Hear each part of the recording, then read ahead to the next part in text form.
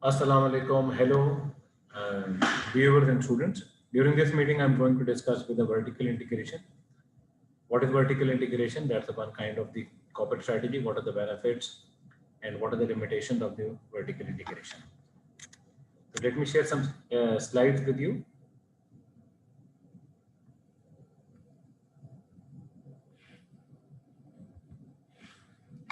So company pursuing a vertical integration expand its operation either backward into the industry that produces input for the company, that with backward vertical integration, or forward into the industry that is distribute or sells the company product, and that is a forward vertical integration. There are four main stages in a typical raw material to consumer value added chain. Raw material that move to the component part, that move to the manufacturing, and the final assembly and the retail. For a company based in the assembly stage, backward integration involves moving into component parts manufacturing and raw material productions, and forward integration involves movement into distribution, sales, and retail. These are the stages in the raw material to customer value added chain. Raw material, these are generally the four components of the industry value chain. Raw material to component part manufacturing, component part manufacturing to final assembly and the retail. Forward vertical integration into the downstream industry, and the upstream industries are starting from the raw material, and backward vertical integration into the upstream industries. So you can look into that thing and can understand that for which industry there is a backward integration and for which industry there is a forward integration. Okay.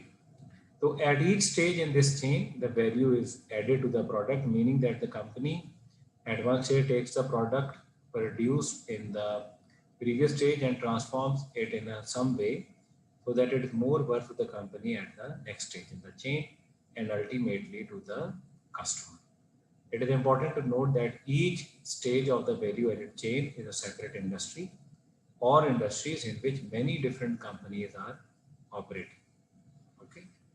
For example, in the case of the computer value added industrial chain, there are many companies at the each level, at the basic component level, where you are, and then at the, let's say Intel is manufacturing their motherboard, and then the computer manufacturing company like HP, Compaq, IBM, and Apple, and then at the distribution side, there are some companies which are distributing their computers. So at each level, there are multiple, there can be multiple industries and the multiple companies in the industry value chain, and at each level, different industries are there, that industry is adding some value in that particular product. Like PC industry value added chain, I was talking about raw materials, in component part manufacturing, then final assembly, retail, and then customer. You can easily see there are multiple companies at each step of value.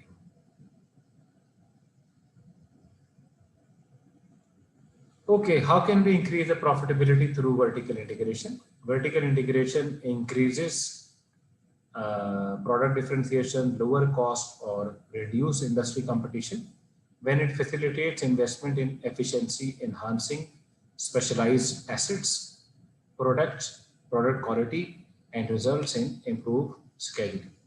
So these are the three benefits of the vertical integration, and let's talk about these benefits of the vertical integration one by one. First is facilitating investments in specialized assets. What do we mean by specialized asset? A specialized asset is an asset that is designed to perform a specific task and whose value is significantly reduced in its next best use. The asset may be a piece of the equipment that is a firm specific use, or the know-how or skill that a company or employees have acquired through training and experience. Companies invest in specialized assets because these assets allow them to lower their cost structure or to better differentiate their products to facilitate the premium pricing. Specialized assets can help a company achieve a competitive advantage at the business level. Just as company invest in specialized assets in its own industry to build comparative advantage, it is often necessary that suppliers invest in specialized assets to produce the input that a company needs. For example, suppose that Toyota has developed a unique energy saving electrical engine system that will dramatically increase fuel efficiency and differentiate Toyota's car from those of its rivals and giving it a comparative advantage. Then Toyota must decide whether to make the system in-house, like vertical integration, or contract with a supplier such as specialist outsourcing manufacturer to make the new engine system. And the supplier might reason that once it has made the investment, it will become dependent on Toyota for business because Ford is the only possible customer for the electrical engine made by this specialized equipment. The problem is a lack of trust. Neither Toyota nor the supplier can trust the other to operate fairly in this situation. And the lack of the trust arises from the risk of holdup. And what is the risk of the holdup? That is being taken advantage by the trading partner after the investment in specialized asset has been made. Often such firm practices tapered integration. By tapered integration means the firm makes some of the inputs and buys some of the input. In purchasing part or some of the components for a given input from a supplier, tapered integration that they are making some component and they're buying some component from the supplier. And so suppliers enable the firm to tap the advantage of the market because being able to choose from more suppliers that are competing to improve quality or lower the cost of the product, or at the same time meeting some of its need from the for the input through the internal production, improve the firm bargaining power by reducing its likelihood of hold up by the supplier, because supplier also knows that the company is making their product by themselves. So that is that hold up situation, that the probability of the hold up situation arises reduce. Second is enhancing the product quality through the vertical integration. By entering industry at other stages of the value added chain, a company can often enhance the quality of the product in its core business and strengthen its differentiation advantage.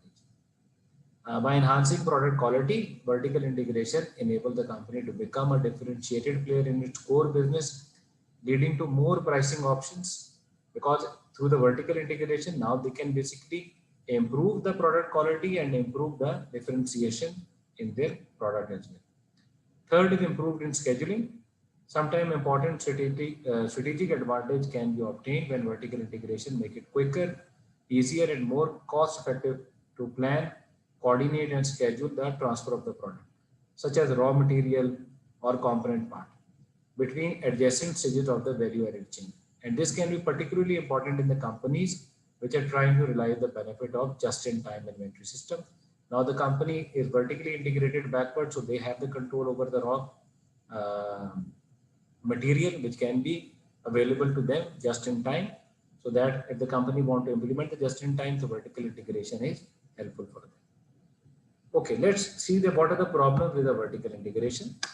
Vertical integration can often be used to strengthen the company business model and increase the profitability. However, there are certain kind of limitations of with the vertical integration. First is increasing cost structure. Second is disadvantages that arise when technology is fast. Third, disadvantages that arise when demand is unpredictable. And fourth is mismatches in optimal scale. So sometimes these disadvantages are so great that the vertical integration, rather than increasing profitability, may actually reduce it, in which case a company engages in vertical disintegration and exit industries adjacent to its core industry in the industry value chain. So that's a vertical disintegration, when the company is deciding about exiting from that industry due to the disadvantages of the vertical integration. Now let's talk about the increasing cost structure. Although vertical integration is often undertaken to lower a company cost structure, it can raise a cost if a company make mistake such as continuing to purchase input from a company-owned suppliers when low-cost external sources are available. Company-owned or in-house suppliers might have operating costs relative to independent suppliers because might have a higher operating cost relative to the independent suppliers because they know that they can always sell their product to the other part of the company. The fact that they do not have to compete for order with the independent outside suppliers reduce their incentive to look for a new ways to minimize the operating costs or increasing the component quality. In-house suppliers might pass on cost increase to the division in the form of the transfer prices, and the prices one division of the company charges other division for its product. That is the transfer price, when the one division of the company charges its prices to the another division. And the term bureaucratic cost refers to the cost of solving the transaction difficulties that arises from managerial inefficiencies and the need to manage the handoffs or exchanges between business units to promote increased differentiation or to lower a company cost structure. Bureaucratic costs are arising just because if the two business units are not aligning with each other, and in order to align them, in order to integrate them, in order to coordinate them, these are the bureaucratic costs that you need a certain kind of level of management which can resolve the conflict, which can resolve the difficulty which arises between the two business units which are vertically integrated with each other. Okay. Another disadvantage is which is due to the technological change. And when technology is changing fast, vertical integration may lock a company into an old inefficient technology and prevent it from changing to a new one that would strengthen its business model. Vertical integration can pose a serious disadvantage when it prevents a company from adopting new technology or changing its suppliers or its distribution system to match the requirement of changing technology. For example, in case of Sony, when Sony acquired a manufacturing facility of cathode ray tubes, at that time these cathode ray tubes have been used in the televisions, but the technology has been changed and LCDs and LEDs came up in the industry, and then Sony took some time to adopt these technological changes, and during that time Samsung became the leader in LCDs and LEDs. And then the demand unpredictability. Vertical integration can be risky when demand is unpredictable for their product, because it is hard to manage the volume or flow of the products along the value rate chain. For example, if you acquired a facility, but their demand is unpredictable, if you're producing that inventory at the large number, but you have not predicted the demand of that product, that becomes also a problem for during the vertical integration. Mismatches in optimal scale. Even in situation where it appears that vertical integration might improve the product quality or provide other benefit, it can be inefficient to vertically integrate if the new business has a higher minimum efficient scale than could be reasonably utilized by the current business. Higher minimum efficient scale, because if you have acquired the company which has a higher production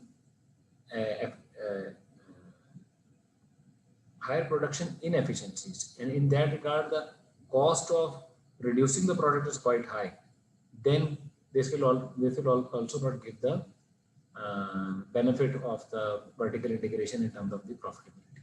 These are some problems with the vertical integration, and if these problem arises and the company decided about the vertical disintegration, that means the company decided to exit industry either forward or backward in the industry value chain to its core industry to increase the profitability. So that is for the vertical integration. Next, in the next video, I'm going to discuss about alternative to the vertical integration, which are the cooperative relationships.